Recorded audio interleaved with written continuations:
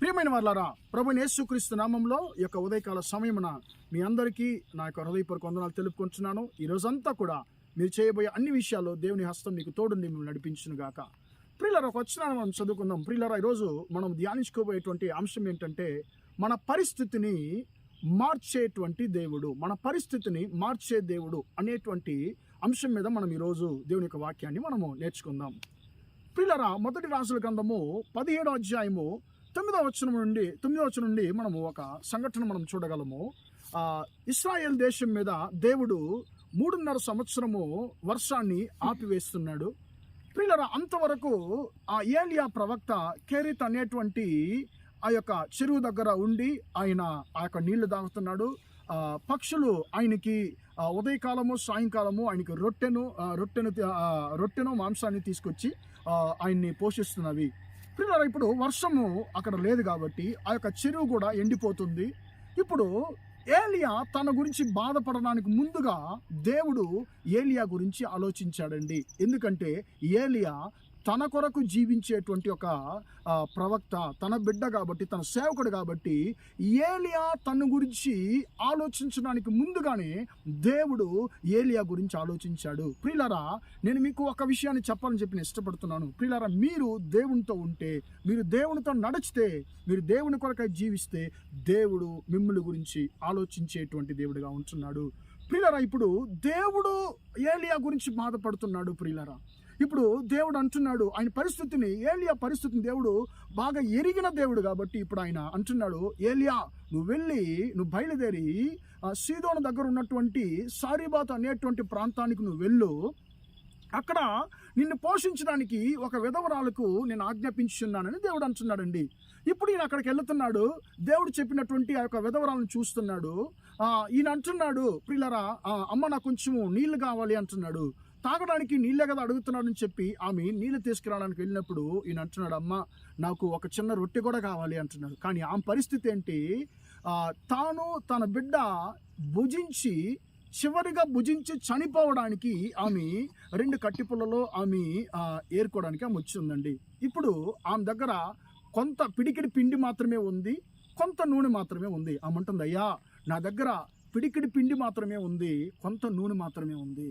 నేను నా కుమారుడు చివరిగా భుజించి చనిపోదామని చెప్పి నేను 2 కట్టిపుల్లల కోసం వచ్చానయ్యా అని చెప్పి అంటుంది.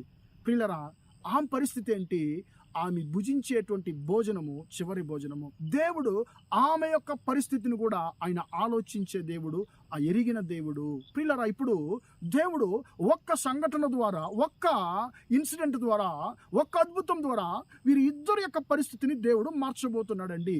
ఇప్పుడు ఈయన ఏలియాకు ఒక పరీక్ష, ఆ విధవరాలకు ఒక పరీక్ష. ఏలియా ధైర్యంగా దేవుని మాటను చెప్పాలి. ఏంటి ఆ దేవుని మాట, నీవు నాకు మొట్టమొదటికి ఒక చిన్న రొట్టె నువ్వు ఇస్తే నువ్వు చావవు, నీకుండేటువంటి ఆ యొక్క పిడికిడి పిండ అది ఖర్చు అయిపోదు, అది వర్షము కురిసేంత వరకు ఆ పిడికిడి పిండి అలాగనే ఉంటుంది, ఆ నూనె అలాగనే ఉంటుంది, అది ఖర్చు అయిపోదని చెప్పి ఏలియా ధైర్యంగా చెప్పాలి. అది ఎలా జరుగుతుంది, జరగడానికి అవకాశం లేదు. కానీ ఏలియా ఖచ్చితంగా దేవుని యొక్క మాటను ధైర్యంగా చెప్తాడా లేదా అనేటువంటి పరీక్ష ఆయనకి. కానీ ఆయన భయపడకుండా దేవుని మాటను చెప్పాడు.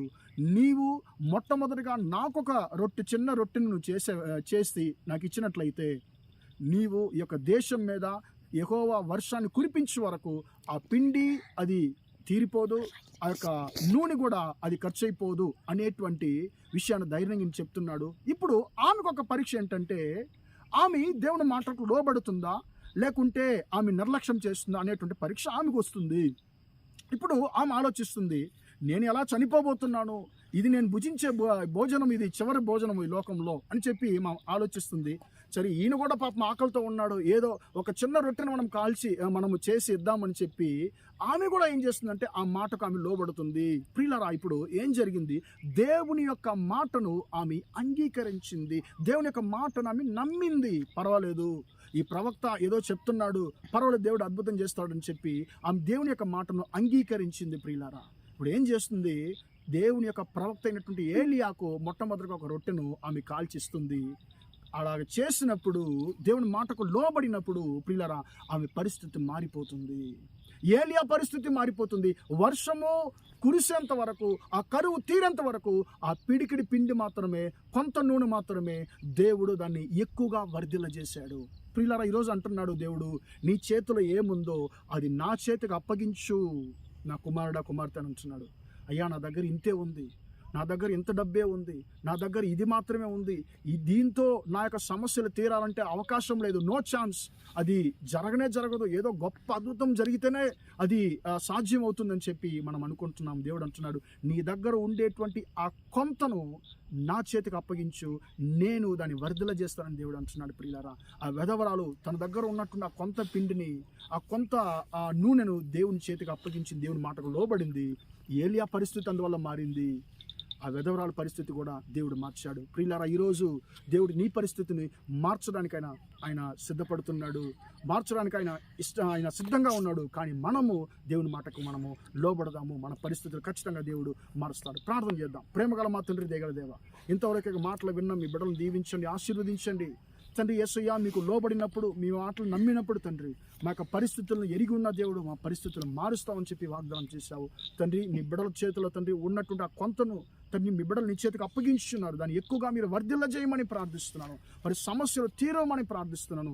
తండ్రి, మీ బిడ్డలు తండ్రి ఒకవేళ చనిపోవడానికి సిద్ధపడి ఉన్నారేమో తండ్రి, వారు నశించడానికి, వారు చనిపోవడానికి తండ్రి మీరు యొక్క లోకానికి రాలేదు, వారిని చనిపోవడానికి మీరు వారిని ఎన్నుకోలేదు తండ్రి, వారిని జీవింపజేయడానికి, బ్రతికించడానికి మీరు వారిని ఎన్నుకొని ఉన్నారు తండ్రి.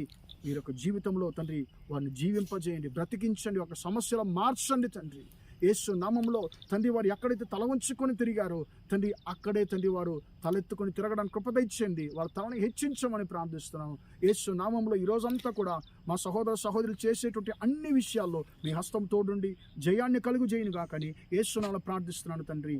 ఆమేన్, ఆమేన్. ప్రియులారా, దేవుడు దీవించి ఆశీర్వదించును గాక. Praise the lord.